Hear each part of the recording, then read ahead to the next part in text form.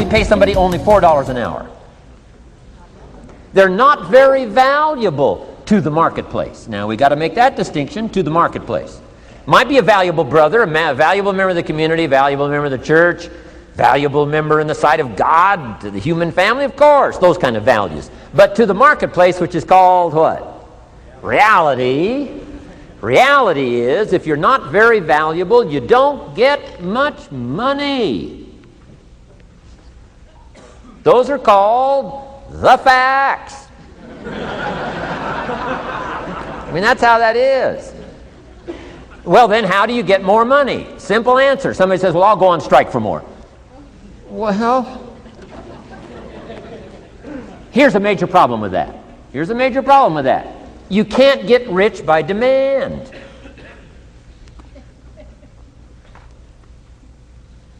Somebody says, well, I'm waiting for a raise. I'm telling you, it's easier to climb than to wait for a raise. Why not just become more valuable rather than wait? I'm telling you, that's the key to all good things. Becoming more valuable. Why would we pay somebody $400 an hour? They've become more valuable to the marketplace. See how this works? I'm telling you, this stuff is so easy. This is America. This is a ladder. How far is it from 4 to 5? I'm telling you, it's not far. $4 to $5 an hour? If you work for McDonald's, haul out the trash, they'll pay you $5 an hour. If you whistle while you haul out the trash, they'll pay you $5 an hour. I'm telling you. You'll get an extra $1 just for a good attitude. Yay, McDonald's. Wear the hat. It's incredible. $5. And then you just keep becoming more valuable, more valuable, more valuable. I got a telephone call 5 years ago. Company said, we're ready to expand internationally. We need some help. I was sort of semi-retired. Right? Looking for the next exotic beach. They said, no, Mr. Rohn, we got a project for you. Right? Going to expand internationally. We could use your help. Next little while, we'll add some millions to your fortune, make it worth your while. I said, okay. I thought later, isn't that interesting that they called me? My second thought was, of course they'd call me. Who else would they call? I mean, you know, I can get the job done. Now, how come I got a telephone call worth millions? I had become valuable. Now, I'm a farm boy from Idaho. I was raised in obscurity. 1 year of college, and I thought I was thoroughly educated. Made all kinds of mistakes galore. At age 25, the creditors are calling me saying, hey, you told us the check was in the mail. I got pennies in my pocket. I got nothing in the bank. I'm behind on my promises. How come I get a telephone call 5 years ago and it's worth millions? I changed. I turned my life around. Is it possible to become worth millions? Speaking economically, now there's a lot of values to become, but let's just talk economics. Is it possible to become that valuable? And the answer is, of course, of course. Now let me give you the secret. Shoaff said, here's the secret, Mr. Rohn. Learn to work harder on yourself than you do on your job. Once I got that, it turned my life around. Learn to work harder on yourself than you do on your job. Results. Every once in a while, you got to take a measure. See how you're doing with these three pieces: philosophy, attitude, activity. Now we take a measure called results.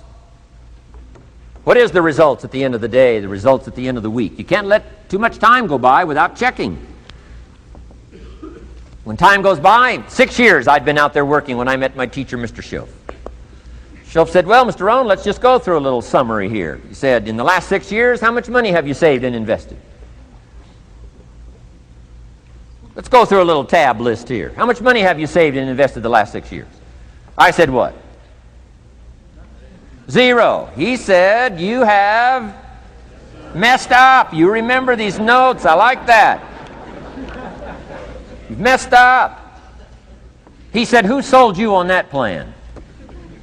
I thought, my gosh, the man's right. I'm a nice guy. I bought the wrong plan. What if you were 50 and broke? Right? Didn't need to change countries. Bought the wrong plan. What a sad scenario that would be. But Shoaff said these questions. Let's go through some results. He said, how many books have you read in the last 90 days? I said, what? 0. Wisdom of the world available? Change your life, change your future?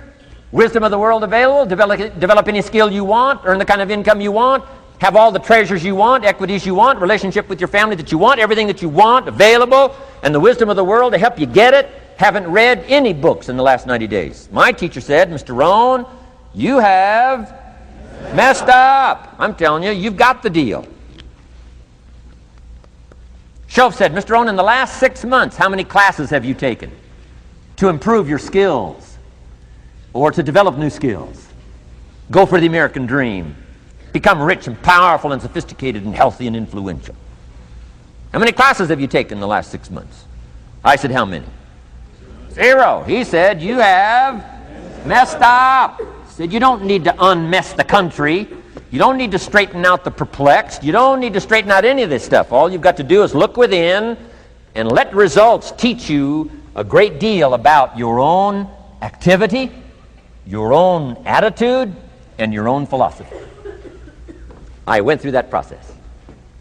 Take this phrase home. Results is the name of the game. What other game is there? Results. Here's all life asks us to do. Make measurable progress in reasonable time.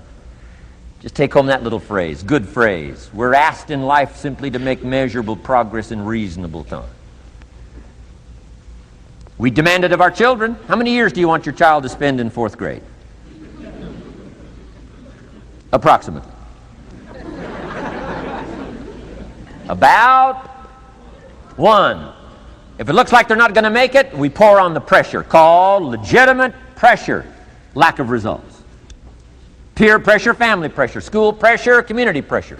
Every other kind of pressure we can bring to bear what? You can't stay more than 1 year in 4th grade. As parents, you'd have to leave the community. You say, well, what if they're nice kids? Wouldn't you give them 3 or 4 years? And the answer is no. You got to make better progress than that. So you got to check fairly often. Some things you got to check every day. Some things you got to check at least by the end of the week. Salesman joins this little sales company. He's supposed to make 10 calls first week. Wouldn't it be legitimate to call him in on Friday and say, John, what? How many calls? I mean, this stuff is simple. John says, well. Say, John, well won't fit in this little box here. Well. Now John starts with a story. You say, John, I made this little box so small so a story won't fit. I don't need a story. I need what? A number. A number. What will a number tell me? Everything. John's supposed to make 10 calls. What if he made 20? You say, wow. Wow. We got somebody. What if he only made 1 call? Whoa.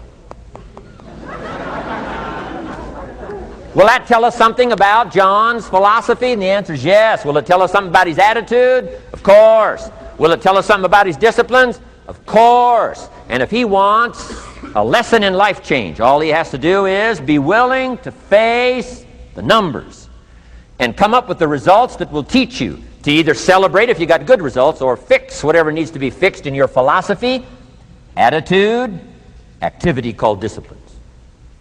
You don't need to go anywhere else. I do believe in affirmations. They are valuable as long as you affirm the truth.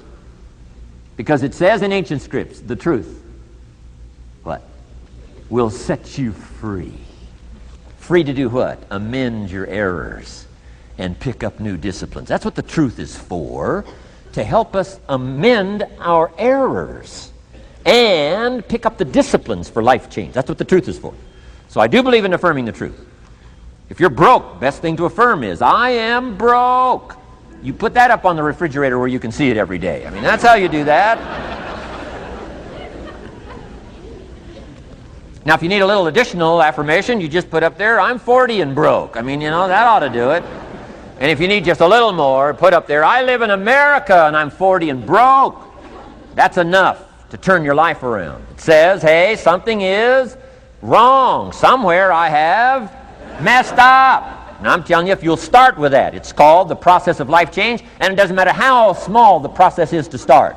One discipline starts it, and then one discipline feeds another, and the first thing you know, you've got this whole cycle in an upward positive motion. And it's called life change. It's called income change. It's called health change. Relationship with your family change. Equities unprecedented that you can have in numbers that will stagger the imagination if you do not curse what's available and start amending what's possible to get the results that you want. I don't think I can put it in any better language. Let me give you the day that turns your life around as quickly as I can. I got 4 parts to the day that turns your life around, and then we're finished for the day. Number 1, disgust. Disgust. Disgust is a negative emotion, but it can have a very positive, powerful effect. Disgust says, I've had it. What an important day that could be. I've had it. Wow. I met a beautiful, powerful, accomplished executive lady in New York. Company invited me to come in. This lady was a vice president, extraordinary lady. I got to know her and I found out her story. I said, how did you get here? Big income. And she never went to college, never went to university. I said, how did you get here? Executive, powerful, income. She said, well, let me tell you part of the scenario. She said, when I was a young mother a few years ago, she said, one day I asked my husband for $10. And he said, what for?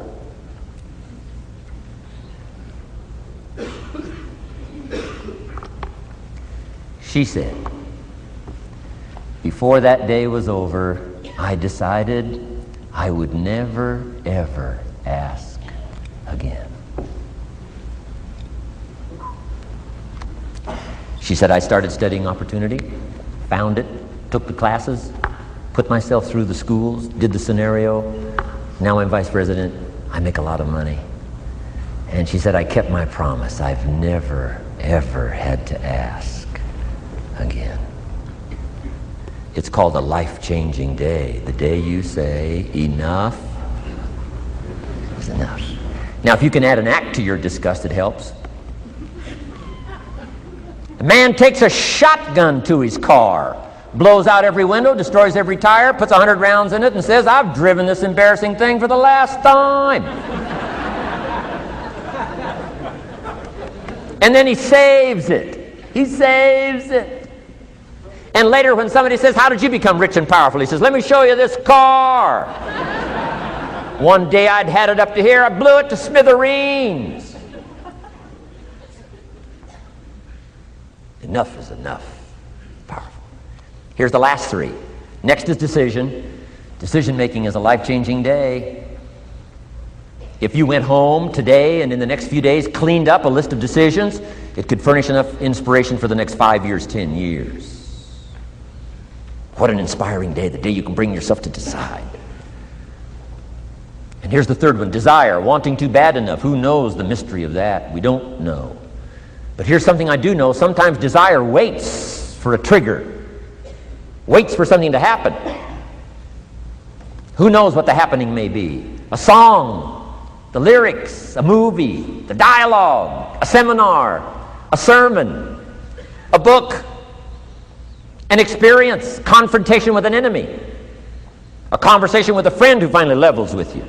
Whatever the experience it is, it's so valuable. And here's my best advice. Welcome all experiences. You never know which one is going to turn everything on. Don't put up the walls. The same wall that keeps out disappointment keeps out happiness. Take down the walls. Go for the experience. Let it teach you. And here's the last one. Resolve. Resolve says I will. 2 of the most powerful words in the language. Benjamin Disraeli said, nothing can resist a human will that will stake its existence on its purpose. Shortly put, I'll do it or die. Best definition of resolve I got from a little junior high girl, Foster City, California. I'm going through some words one day. I got to this one and I asked the kids, who can tell me what resolve means? Some didn't know, some tried. Interesting. The last one was the best. Little girl about 3 rows back, she said, I think I know, Mr. Rohn. I said, what? She said, I think resolve means promising yourself you will never give up. I said, that's the best I've ever heard. She's probably giving seminars somewhere today, right? I mean, that's the best I've heard. I asked the kids, how long should a baby try to learn how to walk? How long would you give your average baby? Before you say, hey, enough's enough. No. Any mother in the world would say, you're crazy. My baby is going to keep trying what? Until. What a magic word. I want you to write it down. Until. Promise yourself you'll read the books until your skills change. You'll go to seminars until you get a handle on it. You'll listen to it until it makes sense. You'll go for it until you understand it. You'll practice it until you develop the skill. Never give up until, however long that is. Step by step, piece by piece, book by book, word by word, apple by apple. Walk around the block, walk around the block. Go for it. Don't miss the chance to grow. And resolve that you'll pay the price until you learn, change, grow, become. Then you'll discover some of life's best treasures when you pay that